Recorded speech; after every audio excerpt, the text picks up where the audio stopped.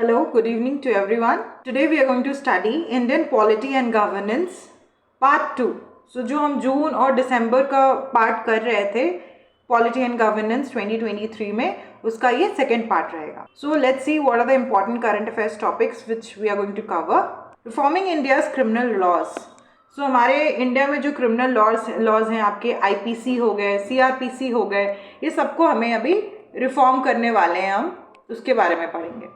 So the Chief Election Commission and other Election Commission appointment, condition of services, term of office bill 2023. So आप जानते हो कि अभी जो इलेक्शन कमीशन ऑफ इंडिया है वो कैसे नियुक्त होता है. ठीक है, प्रेसिडेंट के द्वारा नियुक्त होते हैं वो, और they need the prior recommendation of the council of minister headed by prime minister. Okay, so इस तरह से चीफ इलेक्शन कमिश्नर अभी नियुक्त होते हैं, अपॉइंट होते हैं. सो उनके सर्विस और कंडीशन भी हम जानते हैं, हमने पॉलिटी के बुक में ये सब पढ़ रखा है. ये बहुत इंपॉर्टेंट चैप्टर है हमारे इलेक्शन कमीशन ऑफ इंडिया. सो हम आगे देखते हैं कौन सा टॉपिक करने वाले हैं. हम करने वाले हैं government of national capital territory of Delhi amendment bill 2023. सो हमारा जो नेशनल कैपिटल है दिल्ली, उसको अमेंड करने के लिए गवर्नमेंट लेके आई है government of national capital territory of Delhi amendment bill 2023. सो ये अमेंडमेंट बिल ये कहेगा कि किस तरह से अमेंडमेंट्स आए हैं. और अभी दिल्ली में जो एक there was a tussle between the legislative power and the lieutenant governor of Delhi. So we will see how what kind of tussle was going on and who is winning the race here. And then we will study about no confidence motion. No confidence motion के बारे में हम जानेंगे. ये हम जानते हैं article 75 में हमने पढ़ा है कि कॉन्फिडेंस उसको गेन करके रखना पड़ेगा. तो जो काउंसिल ऑफ मिनिस्टर है उसको, जो लोकसभा की जो कॉन्फिडेंस उसे गेन करके रखना पड़ेगा, नहीं तो there will be fall of the government. So without wasting much of the time, let's get started. So our first topic will be reforming India's criminal laws. So अभी जो IPC है, CRPC है, उनको हम रीनेम भी कर रहे हैं और उसे अलग अलग बहुत सारे अमेंडमेंट्स भी लेके आए हैं. देखते हैं क्या क्या सा चेंजेस हमने किया है इसमें. The union home minister has recently presented 3 new bills in the Lok Sabha aiming for comprehensive transformation of the countries criminal justice system. These bills include the भारतीय न्याय संहिता बिल 2023, देन भारतीय नागरिक सुरक्षा संहिता बिल 2023 एंड भारतीय साक्ष्य बिल 2023. सो 3 तरह के bill आए हैं आपके. एक भारतीय न्याय संहिता बिल, एक भारतीय नागरिक सुरक्षा संहिता और एक भारतीय साक्ष्य बिल. भारतीय को कैसे साक्ष्य बनाना है. सो इनका काम क्या है हम वो देख लेंगे कि ये जो है आपका Bharatiya Nyaya Sanhita, it will replace IPC of 1860. So IPC laws जो हमारे यहाँ चलते थे उसको रिप्लेस करके आएगा भारतीय न्याय संहिता. फिर जो हमारे CRPC थे 1898 के, उसे रिप्लेस करके आएगा Bharatiya Nagarik Suraksha Sanhita. And finally the rules and regulation, the act of evidence act of 1878 will be replaced by Bharatiya Sakshya bill.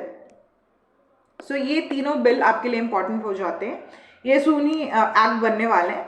तो ये आपको ध्यान में रखना है कि कौन सा बिल, कौन सा जो एक्ट है जो इम्पॉर्टेंट है वो किसको रिप्लेस कर रहा है. IPC को कौन रिप्लेस कर रहा है, CRPC को कौन रिप्लेस कर रहा है, एविडेंस एक्ट को कौन रिप्लेस कर रहा है. ये सब आपको याद रखना है, ध्यान में रखना है. अब हम देखेंगे बैकग्राउंड इंफॉर्मेशन इससे रिलेटेड. सो जो IPC है students, is the official criminal code of India formulated in 1816 following the establishment of the first law commission in 1834 under the Charter Act of 1833. So हमने चार्टर एक्ट पढ़ा है, हमने polity में भी charter act पढ़े हैं, हमने हिस्ट्री में भी चार्टर एक्ट पढ़े हैं, मॉडर्न हिस्ट्री में. तो चार्टर एक्ट्स आपके लिए बहुत इंपॉर्टेंट हो जाते हैं. उसमें ही हमने देखा था कि कैसे इंडियन पीनल कोड का फॉर्मेशन हुआ था. सो उसके अंडर हमने देखा था IPC के अंदर, ये चार्टर एक्ट के अंदर ये IPC की फॉर्मेशन हुई थी. फिर CRPC कैसा बना था, ये हमारा बना था enacted in 1973, took into effect in 1974. और फिर evidence act initially passed in India by imperial legislative council 1872.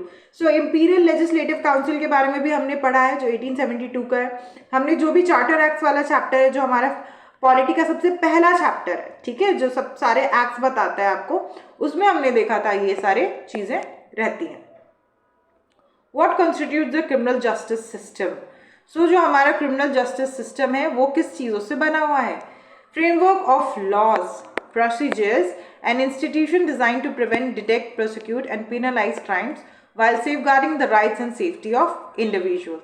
This system includes entities like police forces, judicial institutions, legislative bodies, complementary organizations such as forensic and investigative agencies. Proposed revision in India's criminal justice system.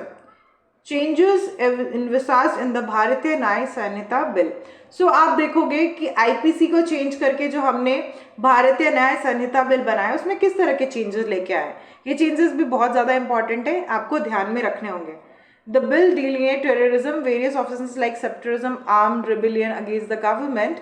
So government के against जो भी ये तरह की जो बातें होती हैं, आर्म्ड रिबेलियन हो गई, टेररिज्म हो गया, ये सबको एक चैप्टर के अंदर, इसको लीगल फ्रेमवर्क के अंदर डाल दिया गया। पहले ये अलग अलग चीज़ों में स्कैटर्ड थी, सो अभी इसे एक फ्रेमवर्क के अंदर डाल दिया गया है। It अबॉलिशेस the offence of sedition previously. So sedition क्या था ना स्टूडेंट्स की, आप कुछ भी धरना प्रदर्शन कर रहे हो या कुछ भी कर रहे हो, सो ये गवर्नमेंट के अगेंस्ट जाके जो आप करते हो तो उसको सेडिशियस एक्टिविटीज़ कहती थी, कहा जाता था जब ब्रिटिशर्स थे। सो अभी इन्हें डिनाइल कर दिया गया, नहीं ये अभी कहीं से भी anti government, anti democracy events नहीं है ये, और इसे गवर्नमेंट अभी अबॉलिश नहीं कर रही। इसे बोल रही है कि आप पहले इसे टेररिज्म बोला जाता था, उसको क्रिटिसाइज किया जाता था, लेकिन अब सेडिशन को क्रिटिसाइज हम नहीं करेंगे। कैपिटल पनिशमेंट दिया जाएगा अगर आपने मॉब लिंचिंग की है, तो मॉब लिंचिंग के केस में कैपिटल पनिशमेंट नियुक्त होता है। फिर 10 years इम्प्रिजनमेंट उन लोगों को मिलेगा जिन लोगों ने सेक्सुअल इंटरकोर्स किया है in the verge of marriage. अगर किसी व्यक्ति ने कहा है कि उन्होंने सेक्सुअल इंटरकोर्स किया है और उन्हें प्रोमिसेस दिए थे कि मुझे आपसे शादी करनी है सो एंड सो, तो उन्हें 10 साल की इम्प्रिजन मिलेगी। Introduction of community service as a punitive measure for specific crimes aiming to reform offenders and elevate prisons overcrowding. Setting a maximum limit of 180 days for filing a charge sheet to expedite the trial process and prevent undue delays. So 180 days का जो time है वो time को लिया गया है, 180 days के time limit को ही यूज़ किया जाएगा पूरे के पूरे जो जस्टिस वाला जो ट्रायल और जस्टिस वाला सिस्टम है उसको पूरी तरह से इम्प्लीमेंट करने के। जहाँ से चार्जशीट आपकी फाइल होती है उससे लेकर जहाँ भी आपका जो प्रोसेस है पूरा ट्रायल का, वो पूरा 180 डेज में ख़त्म हो जाना चाहिए, ये कहता है।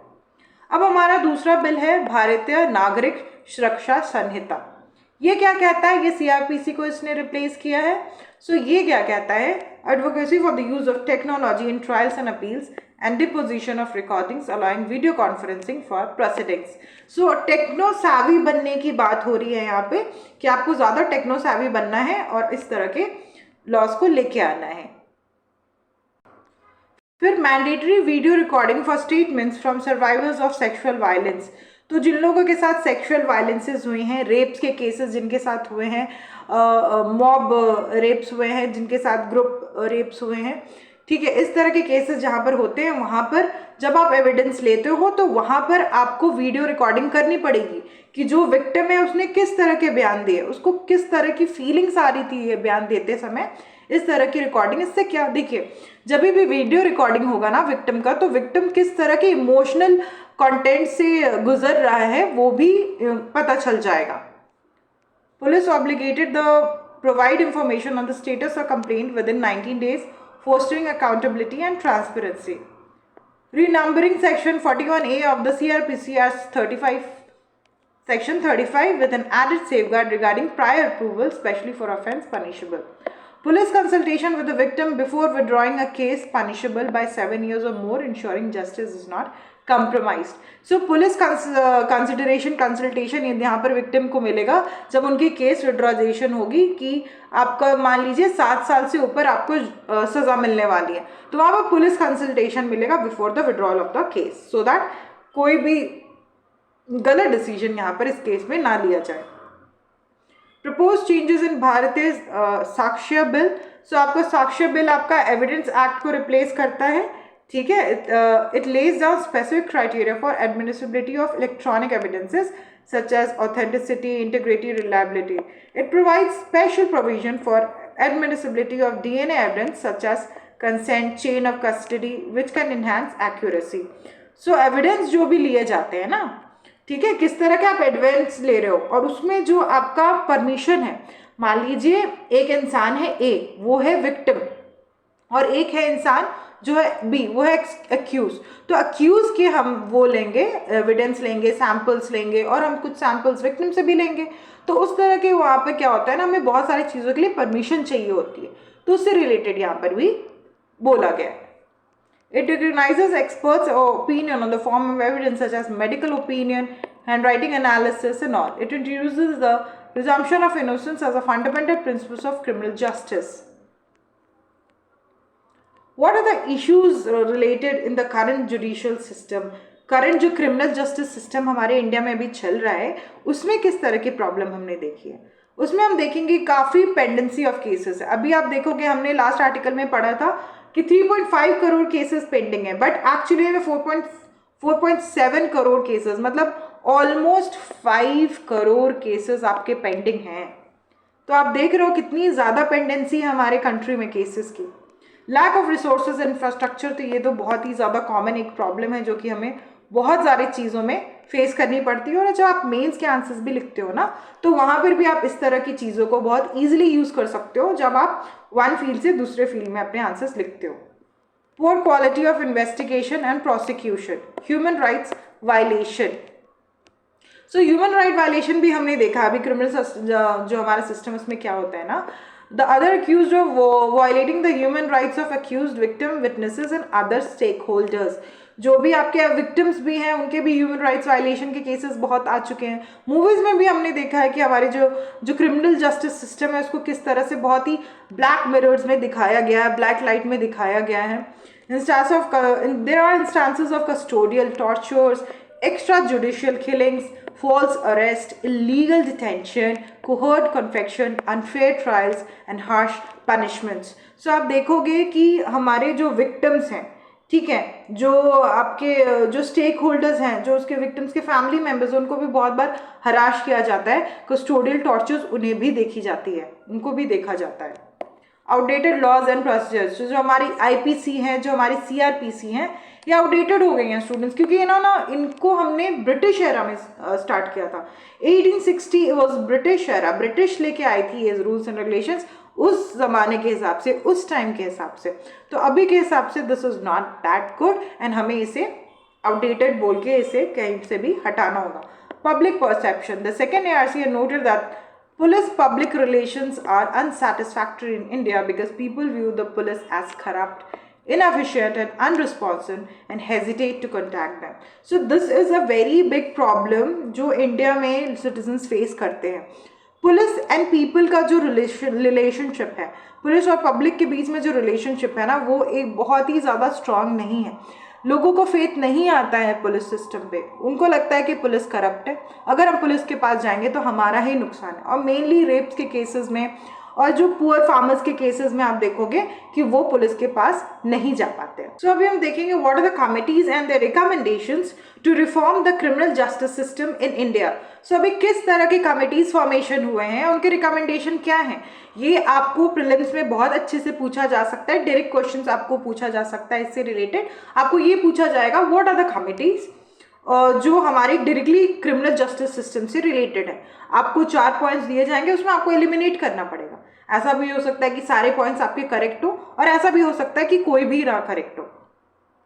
सो there are some committees, one of them is Vohra committee, जो 1993 में बनी थी, और इनका कहना था we have to address the criminalisation of politics and nexus between the politician, bureaucrats, criminals and anti social elements. So हमने देखा है there is a nexus between politicians, bureaucrats, criminals and anti social elements. ये आपके mains के answer में इस तरह का फ्लो डायग्राम बना के इसको आप यूज़ कर सकते हो।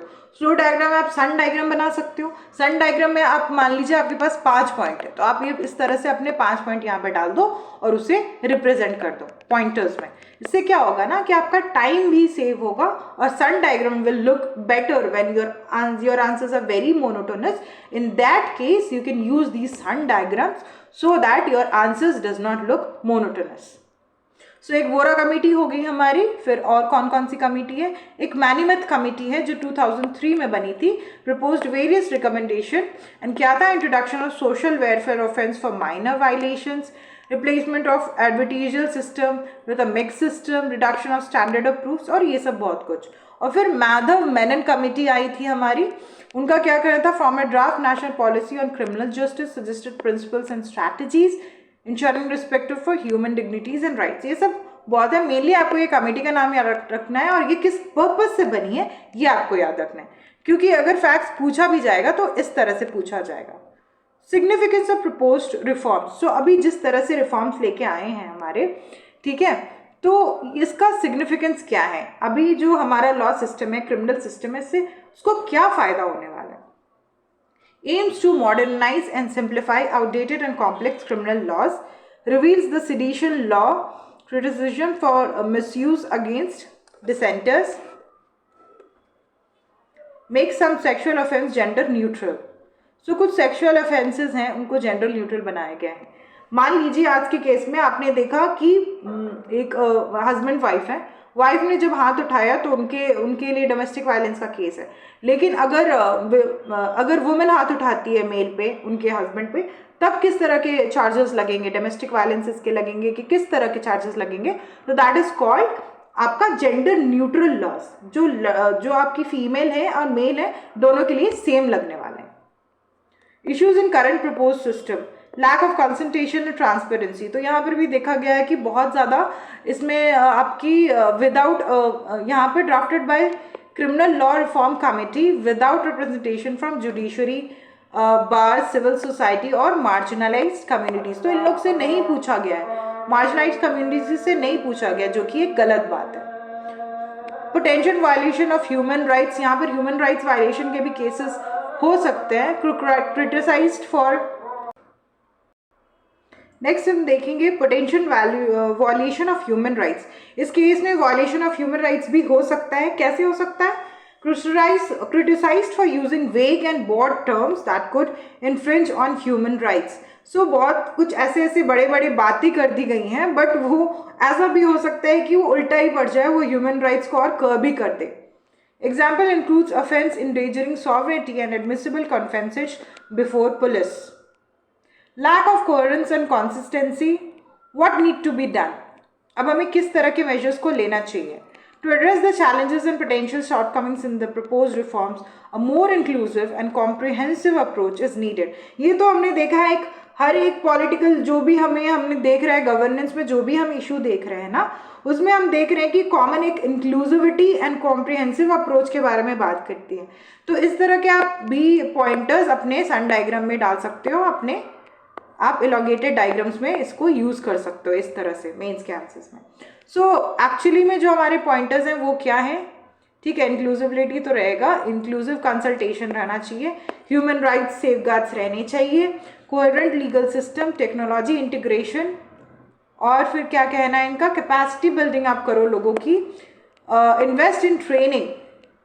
ठीक है, आप ट्रेनिंग दीजिए, recruitment infrastructure to boost to the capacity of law enforcement agency, judiciary and legal aid services. इनको आपको कैपेसिटी बिल्डिंग करवानी पड़ेगी ताकि इनका जो वर्क है वो क्वेश्चनेबल ना हो. Restorative justice, embrace restorative justice principle that focus on reconciliation, restitution and rehabilitation to address the root cause of crime. So ऐसा नहीं है कि कहीं क्राइम हुआ और आपने सज़ा पे सज़ा दिए जा रहे हैं. आपको ये भी देखना पड़ेगा सोसाइटी से इस क्राइम हमें कैसे निकालना है, सोसाइटी एज अ होल ऐसा सिस्टम हम कैसे बनाएं कि हमारा क्राइम ही हट जाए सोसाइटी से. तो that is called restorative system. Public awareness तो होना चाहिए हर चीज़ में, which is a very common point. Our next topic is student chief election commission and other election commissioner का अपॉइंटमेंट कैसे होगा, कंडीशन ऑफ सर्विसेज क्या रहेगी, उसके रिलेटेड हमारा अभी एक बिल आया है 2023 में. वो हमें बताएगा कि जो चेंजेस आ रहे हैं कि चीफ इलेक्शन कमीशन और अदर इलेक्शन कमिश्नर्स को कैसे अपॉइंट करना है, उनके कंडीशन ऑफ सर्विसेज, उनके टर्म ऑफ ऑफिस कैसे रहने वाले. So it is a bill has been endorsed by the Rajya Sabha. This bill delineates the processes for the appointment of Chief Election Commission and Election Commissioner. सो क्या किया जा रहा है, अभी क्या हो रहा है, what are the supreme court verdicts regarding the appointment. तो सुप्रीम कोर्ट का तो यही कहना है कि भाई आप ना एक मेंबर बनाओ, आप एक कमेटी बनाओ, आप ना प्रेसिडेंट को पूरा होल एंड सोल पावर नहीं दो, एग्जीक्यूटिव को होल एंड सोल पावर नहीं दो, आप एक कमेटी बनाओ, ठीक है, वो कमेटी ही डिसाइड करेगी कि कैसा होगा आपका सिलेक्शन, कैसा होगा, कैसे आप लोगों को इलेक्ट करोगे। तो ये सुप्रीम कोर्ट का कहना था और उसके हिसाब से ही सुप्रीम कोर्ट को जो कहना था उसको बहुत सीरियसली ले लिया गया है यहाँ पे, और उसके हिसाब से भी यहाँ पर हम देख रहे हैं इलेक्शंस हो रही हैं। सो बिल क्या कहता है, the bill serves as a replacement for election commission act of 1991 and addressing aspects of appointment, salary and removal। तो अपॉइंटमेंट प्रोसेस कैसा रहेगा अभी किस तरह से होगा, the president will appoint CSE and EC based on the recommendation of selection committee. तो अब एक सिलेक्शन कमेटी बनने वाली है जिससे आपके chief election commissioner and election commissioners आपके नियुक्त होंगे। उसमें सिलेक्शन कमेटी में कौन कौन है ये इंपॉर्टेंट है, prime minister, union cabinet minister, leader of opposition और leader of the largest opposition party in Lok Sabha.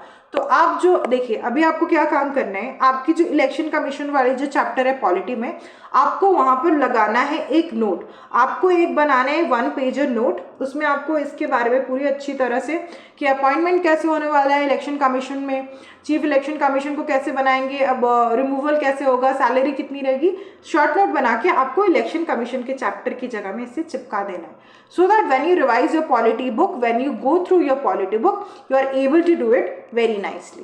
Okay. The recommendation of the selection committee will remain valid even in the presence of vacancy in the committee. The search committee led by the cabinet secretary will propose a panel of names of the selection committee. ठीक है, तो इस तरह से eligible वो रहेगा, एक selection committee रहेगी और वो सिलेक्शन कमेटी प्रेसिडेंट को हेल्प करने वाली है। Alteration in salary and condition. तो पहले क्या होता था ना, सुप्रीम कोर्ट जो है हमारे सुप्रीम कोर्ट के जो जजेस हैं उनके हिसाब से सैलरी होती थी इनकी, बट अब वैसा नहीं है। अब इनकी सैलरी होने वाली है कैबिनेट सेक्रेटरी की जितनी, ठीक है। पहले क्या होती थी, सुप्रीम कोर्ट की जितनी होती थी, अब इनकी सैलरी होने वाली है कैबिनेट सेक्रेटरी की जितनी। ये एक बहुत इंपॉर्टेंट पॉइंट है, ये आप अपने नोट्स में डालोगे। रिमूवल प्रोसेस कैसा रहने वाला है, रिमूवल प्रोसेस वैसा ही रहने वाला है जैसे पहले था। पहले क्या था, article 324 part 5 allowing the removal of chief election commission to the Supreme Court judge while election commissions only remove on the recommendation of chief election commission। तो जो पहले लॉ चलने वाला था आर्टिकल 324 क्या कहता है कि जो हमारे चीफ इलेक्शन कमीशन है वो वैसे ही हटाए जाएंगे जैसे सुप्रीम कोर्ट ऑफ के जो जजेस हैं उनको रिमूव किया जाता है। यहाँ पर आप रिवाइज करोगे कि कैसे सुप्रीम कोर्ट के जजेस को रिमूव किया जाता है। फिर जो हमारे जो बाकी के आपके इलेक्शन कमिश्नर्स हैं उनको चीफ इलेक्शन कमिश्नर के एडवाइस पे हटाया जाएगा। Protection for CSE and EC. The amendment aims to shield from legal proceedings related to action taken during their tenure, such as actions were carried out in the discharge of official duties। तो ये तो पहले भी same था, अभी भी हमारा same है प्रोटेक्शन। सो एक्चुअली अभी तक कैसे अपॉइंट होते थे हमारे जो चीफ इलेक्शन कमीशन और अदर इलेक्शन कमिश्नर्स, वो आपने आर्टिकल में पढ़ा है। हमारा जो आर्टिकल 324 से 329 पॉलिटी के बुक में आपने देखा होगा पार्ट 15 इलेक्शन के बारे में ये चैप्टर है, उसमें आपने ये सब देखा होगा। तो आर्टिकल 324 बोलता है the direction control for election consist of chief election commission. ये बताता है कि हमें हमारा जो इलेक्शन है वो इनके द्वारा किया जाता है और इन्हें प्रेसिडेंट अपॉइंट करता है by the advice of union council of ministers headed by prime ministers. तो अभी तक ये ऐसी तरह से अपॉइंटमेंट होती थी। इनका रिमूवल वैसा ही होता था, मैंने आपको बताया सुप्रीम कोर्ट के जजेस जैसे रिमूव होते हैं वैसे ये रिमूव होते थे अभी तक, और सेम प्रोसेस अभी भी फॉलो हो रहा है।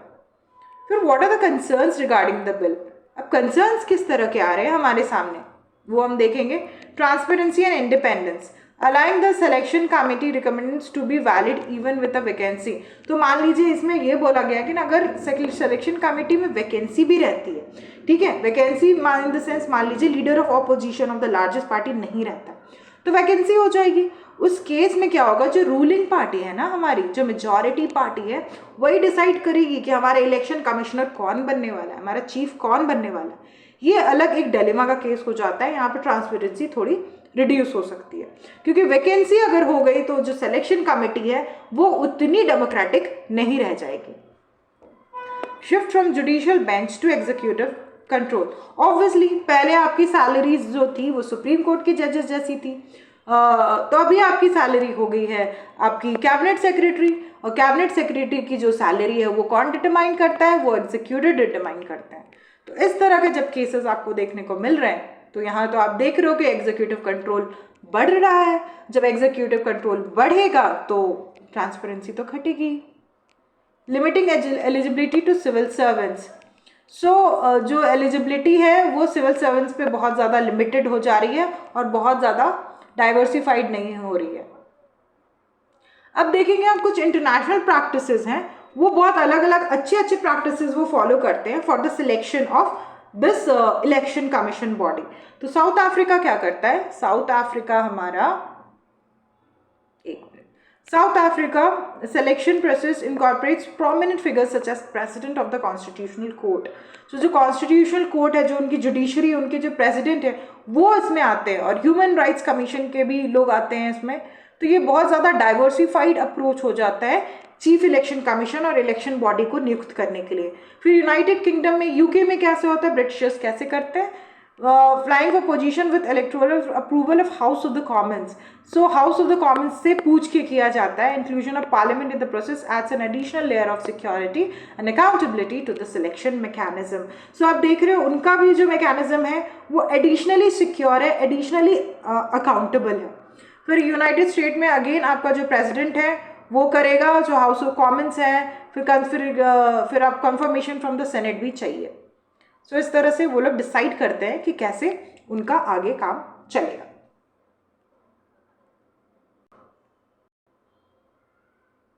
नेक्स्ट हम देखेंगे जो हमारा दिल्ली टेरिटरी है उसका अमेंडमेंट, उसकी गवर्नमेंट जो है कैसे फॉर्म होगी और किसके पास मेजरली पावर रहेंगे या किसके पास पावर कैसा डिस्ट्रीब्यूट हो रहा है, उससे रिलेटेड हम अमेंडमेंट बिल देखने को जा रहे हैं अभी।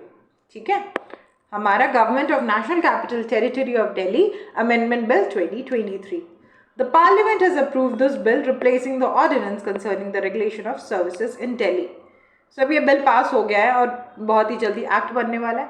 अभी क्या हो रहा है, अभी तक क्या हो रहा था दिल्ली में, हमारा जो आर्टिकल 239 AA है, ठीक है, ये आपके लिए इम्पॉर्टेंट है, ये आपके लिए बहुत इंपॉर्टेंट है आपके प्रीलिम्स पॉइंट ऑफ व्यू से, और ये कुछ तरह के फैक्ट्स अगर आप अपने मेंस में भी लिखोगे तो आपके लिए बहुत ही ज़्यादा सही रहे। ठीक है, तो दिल्ली गवर्नमेंट कैसे चल रही है? Under article 239 AA incorporated in the constitution under 69th constitutional amendment of 1991। तो 69 कॉन्स्टिट्यूशनल अमेंडमेंट एक्ट है जो 1991 का, वो डिसाइड कर रहा है कि कैसे जो हमारा नेशनल कैपिटल ऑफ टेरिटरी है वो उसमें बोथ एक एडमिनिस्ट्रेटिव भी रहेगा जो हमारा LG है, lieutenant governor, and legislative assembly भी रहेगी, वो डिसाइड कर रहा है अभी। ठीक है, सो central and Delhi government arguments, तो बहुत ज़्यादा आपने देखा होगा, न्यूज़ में भी आ रहा था कि जो आपका LG है, ठीक है, लेफ्टिनेंट गवर्नर है, और आपकी जो दिल्ली के CM है अरविंद केजरीवाल, ठीक है, जो एक्चुअली वहाँ की गवर्नमेंट है, उनके बीच में बहुत टसल देखने को मिला है। ठीक है, ये टसल क्यों हो रहा है? क्योंकि इसमें पावर्स बहुत बार ये देखा गया है कि जो LG को पावर्स मिले हैं वो इनको नहीं मिले हैं। सो इस तरह का टसल उनके बीच में बहुत ज़्यादा देखने को मिला है।